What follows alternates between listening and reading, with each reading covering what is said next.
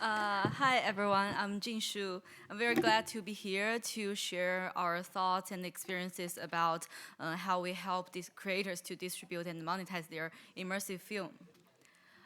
So just a quick introduction about our company. We are a VR video platform that focusing on distributing immersive film both online and offline. We want our mission is to connect the good content to mass audience, the audience even beyond the early adopters of VR, and we do both online and offline distribution. Our online distribution is worldwide, and offline distribution we currently only focus in Chinese market.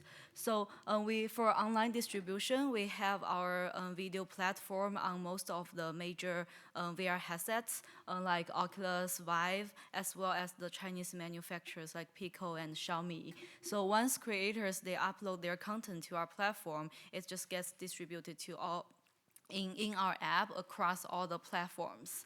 And we also have starting to do offline distribution this year in China. So we have our own flagship VR cinemas, and we also sell a turnkey solution, an end-to-end solution to the third-party exhibitors at different locations like tourist attractions and museums and the family and children's centers.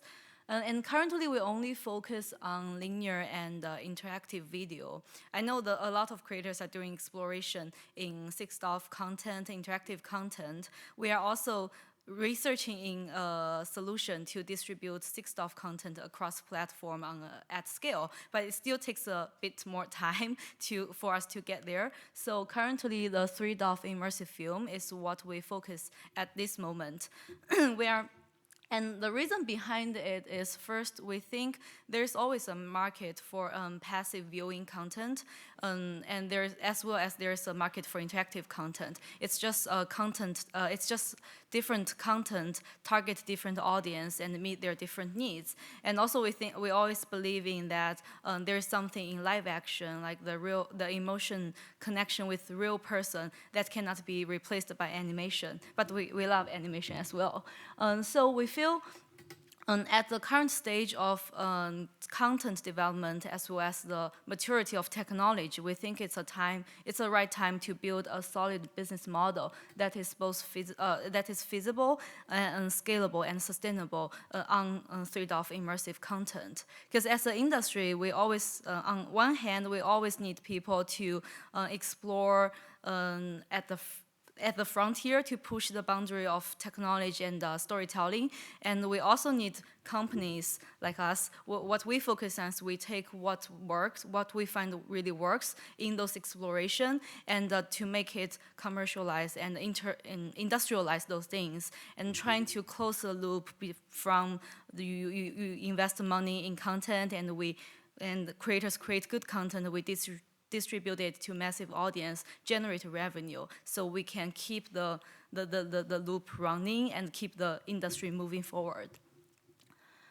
And so this is a screenshot of our online platform, and I'm not going to get into too much details about our online distribution. If you go to any headset stores, just search VR, you will find us there. So we have both free content and paid content on our platform, and also we are partnering with VIFF. So this year, there are going to be 3 pieces from the VIFF Immersed that's going to be showing on our platform. We are going to have a section for that. And the monetization model for both online and offline are paid content. So for online, it's pay per title, meaning audience go there and purchase one content. They can watch it for many times. And for offline, we do pay-per-view. So it's similar to how film works now. So audience, they go there, buy a ticket for content, they watch it once. If they want to watch other content or watch it again, they need to buy the ticket again. And for online, I think the monetization model, eventually it will get into subscription model, because that's what people are used to streaming media. But at current stage of the industry, there are just not that many of good content, and also it's not coming up that quickly. So I think it's not the time is not there yet for to build a subscription model. And another thing I want to mention is we think offline distribution is going to grow much faster than online distribution in the near term, meaning the next 6 to 12 months.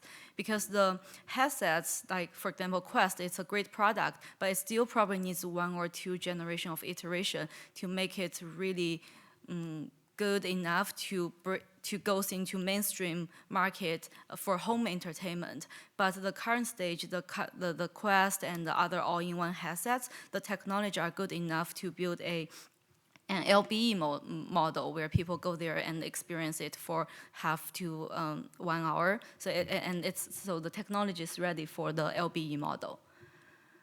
And this is what we are doing for LBE distribution. So we build a turnkey solution for VR cinema, including the software, the hardware, and the content library. So on the hardware side, we partner with a all-in-one headset manufacturer from China. So they focus on media entertainment instead of gaming. So their headsets supports 4K screen and they can do 8K video playback on it. So we partner with them and we build the software. So we did some customization on their hardware. And we built the software including the ticketing system, the content management system, and the player control. The ticketing system it's very interesting because we have a very flexible mode to support both the cinema mode and the self-serve mode. So the cinema mode, it's easy, where we have a dedicated space to, for example, like 20 to 30 seats, and we have staff there to operate and help the customer to buy the tickets and play the videos for them. But we also have a self-serve mode where people, because in China, maybe this is just for Chinese market, in China, mobile payment is so popular. So people are very used to go there and so they just go to the device and there will be a QR code attached to each device. So audiences just scan the QR code and pick which film they want to watch on their phone, and they purchase it on the phone. And then the QR code is connected to attached to each device. So the device knows which film to play. The audience just need to put on the headset and watch it. So it's pretty much self-served. And after we run a couple we run this business model for a couple months, we find for offline the optimal runtime for a content is between 10 to 30 minutes. It's long enough that can tell a compelling story, but it's not too long that makes people feel uncomfortable in VR headset. And we recently find the sweet spot is probably between 15 to 20 minutes. And the pricing model there is we sell about 30 to 60 RMB per ticket, which is 5 to 10 US dollars. And we price the content based on the runtime of the content as well as the quality of the content. And because we do, we have this self-serve ticketing system, and also because it's trade-off content city experience, so the operation is very easy, and the throughput could be pretty high.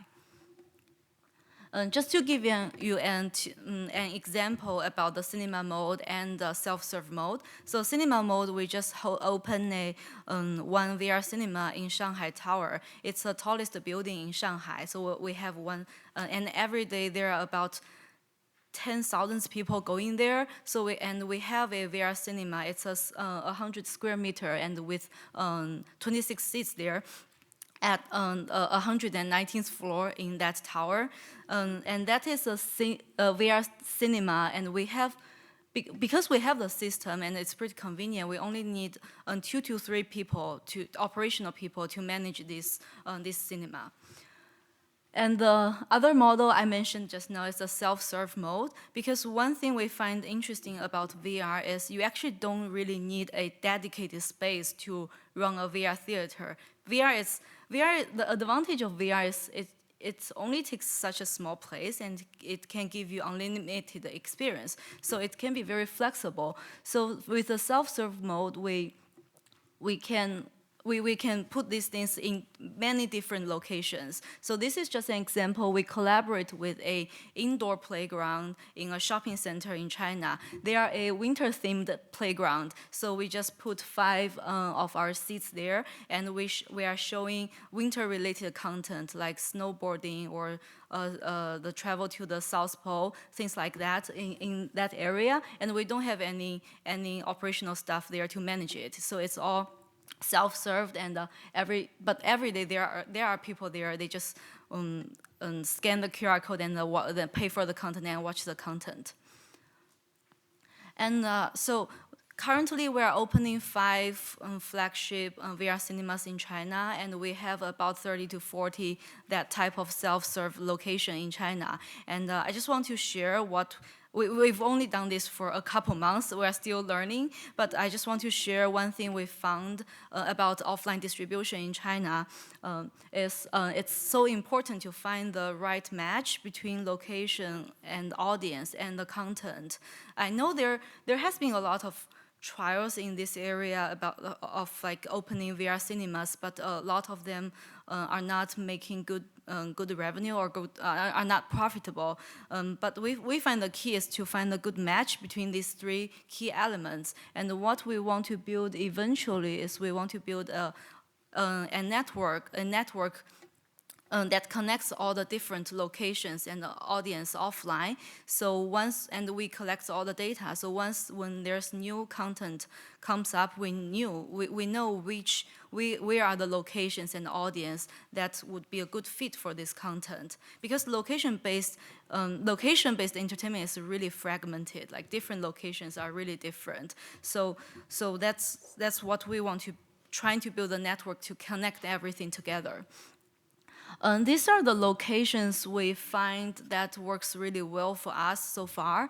I'm not going to get into details in each of the location, but in general, I think in terms of immersive film, at current stage, the content is still not strong enough to attract people into the VR cinema. So it's different from film. For example, when a film is released, they do marketing, and a lot of people knows about it, they go to the film theater to see it. But I think at current stage of VR industry, we are not there yet. So it's more feasible for us, like the VR content, to go to meet the audience where they are. So that's why we find these locations and we collaborate with them to make VR as an additional experience with the location. And also, I think nowadays a lot of owners of this location, they are also thinking about what are other entertainment experience I can bring to my audience and how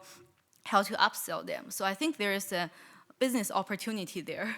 Yeah, and also I think this is a first step we take to get people try VR first, and then eventually I think VR cinema will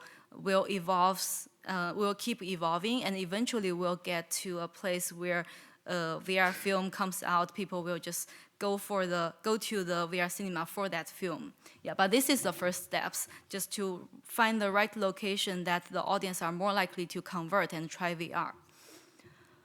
And audience for LBE are really, they are very diverse, and it's very different for different location. Just take Shanghai Tower as an example.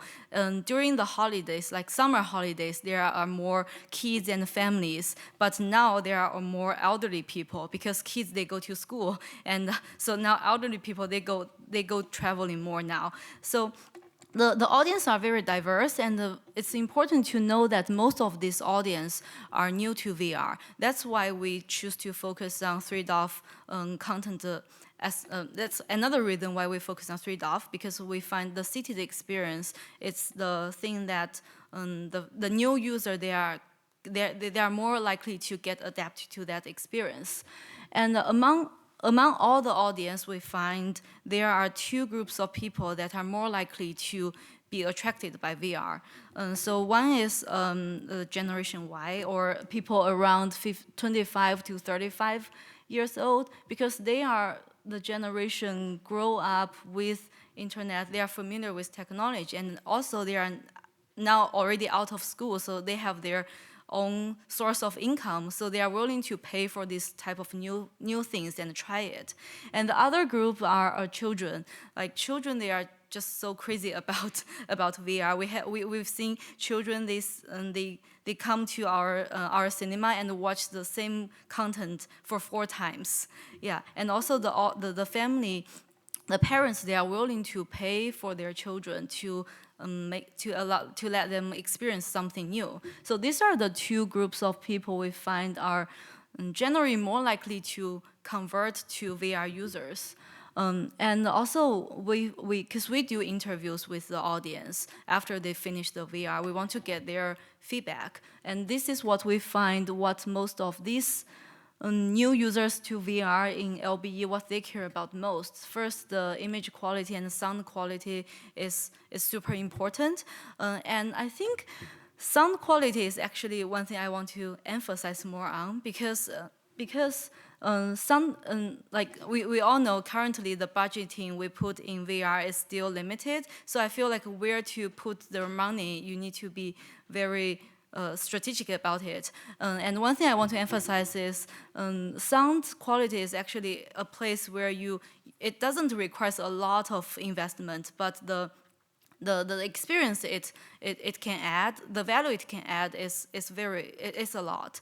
So image and sound quality is very important, and also storytelling. What we find in LBE is audience, they want to, if they are paying for a content, they are expecting it to be a complete story, which means it has a complete structure with a beginning, climax, and a proper ending. If it doesn't have a complete structure, audience sometimes will complain it feels like a demo or a trailer of the content that's not worth their money. So storytelling is very important. And third, the comfort. It's very important to keep the audience comfortable. But sometimes I feel we don't have to play too safe, because some of the content that we are showing to the audience, parts of it there are camera movement, and it's a little bit dizzy. But actually, if it helps with the storytelling, most audience are actually okay with it. But still, comfortness is very important.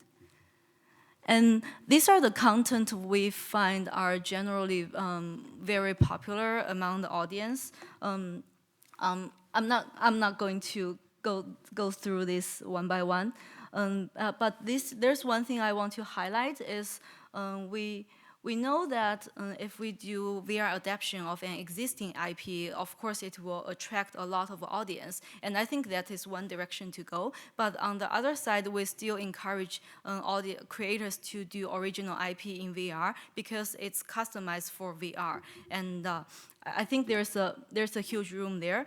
But because currently I just mentioned the runtime is between 10 to 30 minutes.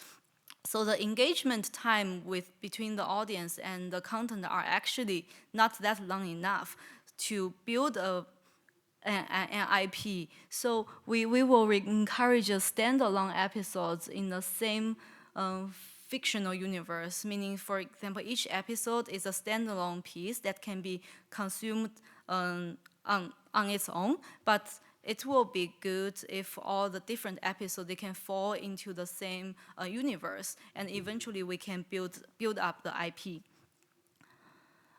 These are just some examples of the best performing content in our LBE, in our location. Because after each audience view the content, we'll try to get their reviews, a 5-star review on the content. So we're starting to get in some data to know what are the content that resonate with a general audience more than others. So here are and you can find there are some common things in them. They all have good storytelling in it, and also some of the genres are pretty popular in VR, like space. And also the conscious existence, it's digital art, but the visual is very beautiful, and also the sound is very good, so audience also like it.